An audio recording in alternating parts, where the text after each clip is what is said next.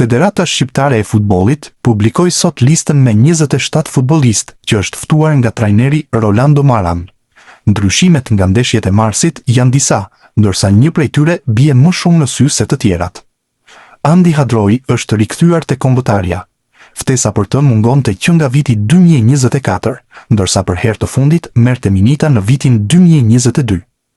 Jashtë është lënë Ivan Balliu. Ky i fundit ishte dje pjesë e Rayo Vallecanos, që luajti ndaj Crystal Palace në finalen e Ligës së Konferencës. Hadroi ka pasur një sezon mjaft të vështirë në Ukrainë. Asnjë minutë me ekipin e parë të Policia Zhitomir në kampionat. Aktivizimi ka ardhur me ekipin e rezervave në kategorinë e tretë. Për këtë, te kombëtarja vjen në formë. Federata Shqiptare e Futbollit ka publikuar listën e lojtarëve të ftuar nga trajneri Rolando Maran. Kombëtarja e Shqipërisë do të luajë 2 miqësore gjatë muajit qershor, pikërisht në stadiumin Air Albania, fillimisht me Izraelin dhe më pas me Luksemburgun. Surprizat janë të shumta nga trajneri Maran. Janë disa ndryshime nga hera e fundit që Shqipëria luajti në mars. Bie në sy se Yasir Asani, i cili më parë konsiderohej si një nga të preferuarit e Silvinios, nuk ndodhet në listë. Kështu si risi shfaqen Pano Qirko dhe Luis Hasa. Qirko përfitoi nga mungesa e Strakoshës dhe Dajsinanit, ndërsa Hasa kishte vendosur prej kohësh që të përfaqësonte Shqipërinë.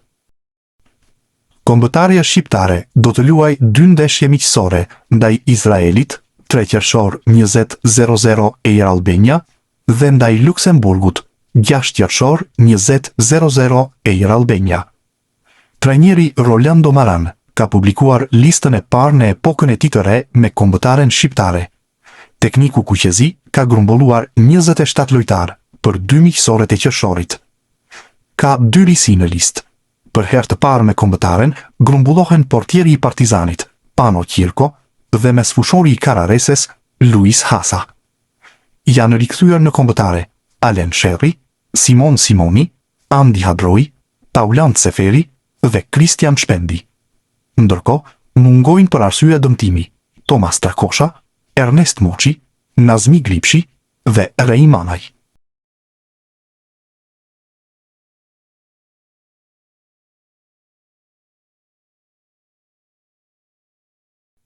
Kombëtarja shqiptare po hyn në një fazë të re të historisë së saj me një ndryshim të rëndësishëm në drejtimin teknik, pas një periudhe që solli një nga sukseset më të mëdha të viteve të fundit, kualifikimin historik në Euro 2024 dhe play-offin e Kupës së Botës.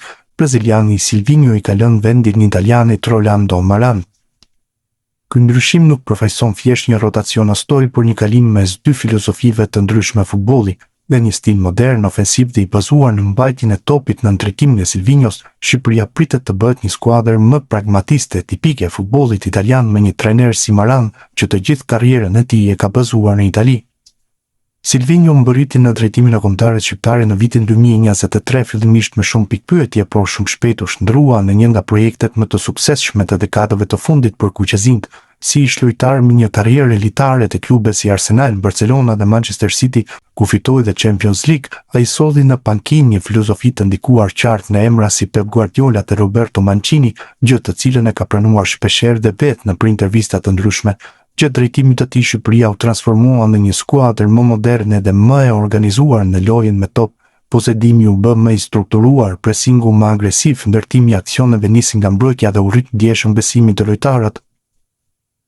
Ky evolucion u kurorëzua me kualifikimin historik në Euro 2024, duke e kthyer Shqipërinë në një skuadër që nuk konsiderohej më vetëm e vështirë për të mundur, por një ekip që mund të konkuronte realisht në nivel evropian.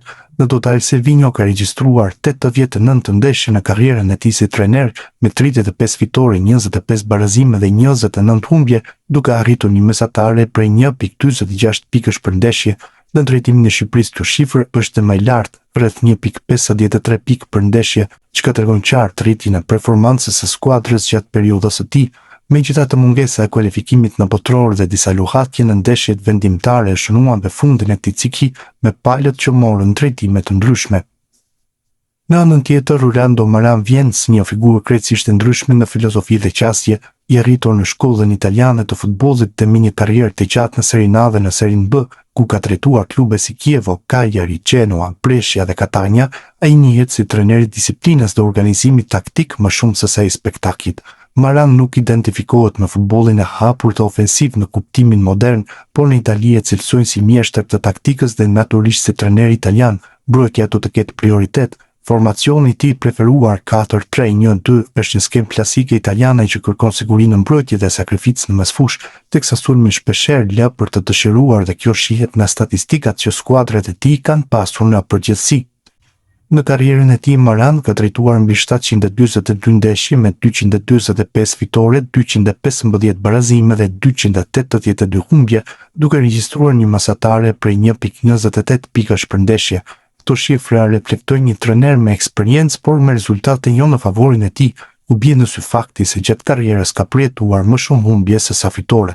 Ndryshe nga trajnerët e tjerë italianë që fokusohen te mbrojtja dhe nuk pësojnë, skuadrat e Maranit në 742 ndeshje kanë shënuar 865 gola dhe kanë pësuar më shumë se sa kanë shënuar. Në total 945 gola janë shënuar kundër skuadrave të drejtuar nga Maran, me një mesatare prej më shumë se një goli për ndeshje. Në Shqipëri pritshmëritë ndaj tij janë të qarta dhe pritet stabilizim dhe konsolidim i shpejtë dhe ndoshta Liga e Kombeve do ta ndihmojë për të pasur mundësi që të synojë më pas kualifikimin për në Europian. Rolando Maran u zyrtarizua dje si trajneri i ri i Shqipërisë, duke pasuar Silvinion. Tekniku italian është parë si zgjedhje surprizë, jo vetëm për vendin ton, por edhe për Italinë. Për këtë, La Gazzetta dello Sport publikoi sot një intervistë të veçantë për të njohur më tepër trajnerin e ri të kombëtarës. Pse erdhi ky ndryshim në moshën 62 vjeç? Sepse kur Shqipëria më telefonoi, u emocionova. Ndjeva menjëherë se është një kombë me krenari të jashtëzakonshme dhe një ndjenjë përkatësie. Dhe tani, ku do të jetoni? Në Tiranë apo në Itali? Në Tiranë. Për mua, përvoja duhet të jetohet në këtë mënyrë. Të dielën do të zhvendosem dhe do të filloj punën time të vërtetë. Dhe qyteti është i bukur, me mikpritje të jashtëzakonshme. Gruaja ime, e cila është dizajnere, do të vijë e do të shkoj. Jemi mësuar. Gianni De Biasi, i cili e udhëhoqi Shqipërinë në Europian, fjeti me një karrige pas derës natën e tij të parë në Tiranë, nga frika e surprizave të pakëndshme. Paragjykime nga një epokë tjetër. A keni folur me njëri tjetrin? Sigurisht, Gianni është një mik, ai ishte personi i parë që mora në telefon. E mbaj mend shumë mirë ato aventurë të tij. Bëja tifo për to. Ai më tha se nuk kishte dyshime, se po bëja zgjedhjen e duhur, dhe se Shqipëria kishte bërë zgjedhjen e duhur duke mos zgjedhur mua. Kjo më bëri të lumtur. Çuditërisht, fola edhe me iglitaren 20 ditë më parë në Milanello. Nuk mund ta kisha imagjinuar se do të stërvisja ekipin e tij kombëtar. Le të zgjedhim një emocion nga këto ditë të para. Fanela e Shqipërisë, me emrin tim dhe numrin 28, si europiani ku duam të luajmë. Më vani ndjenjë përgjegjësie dhe gëzimi. Le të shohim udhëtimin. Si arrin nga Trento në Tiranë pas 27 vitesh punë? Unë vi nga një familje artizanësh, njerëz që kanë punuar gjithmonë. Babai dhe vëllezërit ishin në ndërtim, bojaxhin dhe panelin. Edhe unë jam njësoj. Nuk kërkoj vëmendjen dhe më pëlqen të punoj. Përvoja e parë si trajner ishte në vitet 1997-98. Ndihmës trajner i Silvio Baldini te Chievo. Tani njëri drejton Italinë, tjetri Shqipërinë, dhe duket e pabesueshme. Ta pranojmë, sa i çmendur është Baldini në një shkallë nga 1 deri në 10? Jo aq i çmendur, më besoni. Ai ka një karakter shumë të fortë, por gjithmonë e di çfarë bën. Do të jem gjithmonë mirënjohës. Më premtoi se do të më çonte në Serie B, dhe një orë pasi isha në stol, më telefonoi. Pas 10 sekondash, ndalova së luajturi dhe thash po. Momenti më i vështirë dhe më i bukur në këto vite si trajner. Më e vështira ishte në Genoa, kur kishim 22 lojtarë që rezultuan pozitiv me Covid, pa siguri totale. Më e mira ishte debutimi ynë në Serie A, Roma Catania 2-2, në gusht 2012. Ne po fitonim duke luajtur mirë. Ata e barazuan rezultatin 2-2 në minutën e 91, dhe në kohën shtesë ne goditëm traversën me Castro. Provuam se shkuam atje për të fituar, jo po të marrë një pikë. Një gjë që keni mësuar në 10 vitet e fundit. Jam bërë më tolerant. Më parë, kisha më pak durim.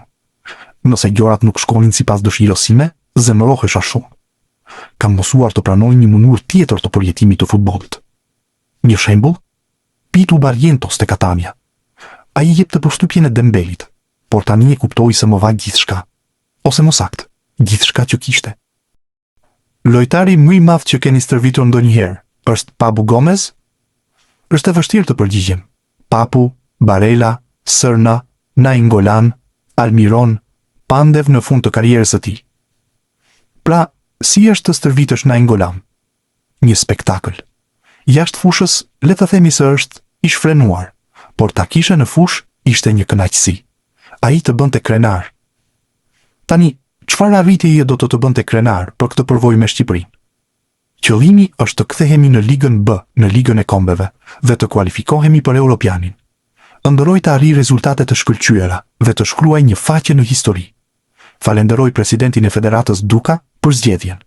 Stadiumi i Tiranës më la pa fjalë, mezi pres të stërvis atje. Dua të shkoj dhe të shikoj sa më shumë seanca stërvitore të jetë mundur dhe të studioj shqip për të folur me lojtarët. Do të doja të stërvitja në mënyrën që bëj gjithmonë, proaktiv, vertikal dhe luftarak. Arritja e rezultateve përmes djersës dhe përpjekjes është në ADN-n e këtij kombi. Le të bëjmë një test me 2 pyetje për të kuptuar se çfarë lloj trajneri do të jetë Maran. Pyetja e parë: ekipi juaj i preferuar kombëtar i të gjitha kohrave? Italia në vitin 1982. Isha 19 vjeç dhe doja të bëhesha futbollist. Mosha e duhur për ta vlerësuar. Pastaj Holanda e Cruyffit. Ata luanin një stil kaq të sofistikuar futbolli sa që ne fëmijëve na dukej si një ëndër. E dyta, lojtarët tuaj të preferuar sot? Ata teknik. Le të themi Pedri, Olise dhe Mbappé.